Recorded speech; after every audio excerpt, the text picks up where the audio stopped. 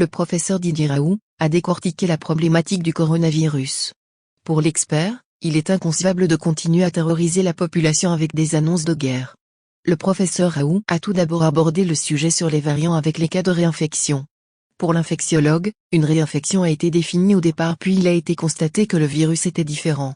À ce sujet, il explique qu'il ne s'agit pas d'un rebond mais bien d'une autre épidémie, en ajoutant que les nouveaux cas détectés sont dus à des virus différents à ceux constatés au mois de mars et avril.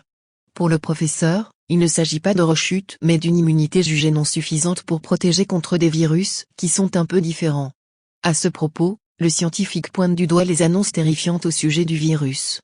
Il insiste sur la nécessité d'arrêter de terroriser les gens et d'arrêter les communiqués de guerre. On ne peut pas terrifier les gens pendant un an entier pour une mortalité de cette nature, martèle-t-il. Il faut se calmer et utiliser les moyens propices à aider à soigner en développant les outils de surveillance à distance. Pour le scientifique, même si la maladie n'a pas disparu, il faut arrêter les communiqués de guerre en disant qu'on va tous mourir, en estimant que ce n'est pas sain et qu'il y aura une surmortalité par des pathologies psychiatriques ou psychosomatiques. À ce sujet, le professeur Raoult déclare que pour chaque vaccin il faut analyser le risque et le bénéfice.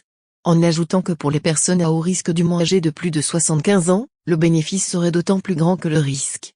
Dans ce contexte, le professeur avoue avoir une préférence pour le vaccin chinois comparé à ceux basés sur l'ARN messager. À ce propos, le scientifique avance que le vaccin chinois est plus raisonnable et permet de faire face aux variants d'une manière plus logique.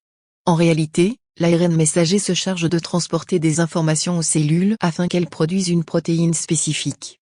Grâce à cette technique, c'est le corps lui-même qui fabrique un bout du virus puis développe des anticorps pour s'en protéger.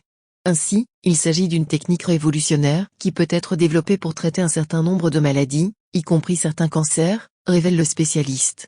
Une cellule cancéreuse est généralement différente des autres avec des protéines différentes à sa surface.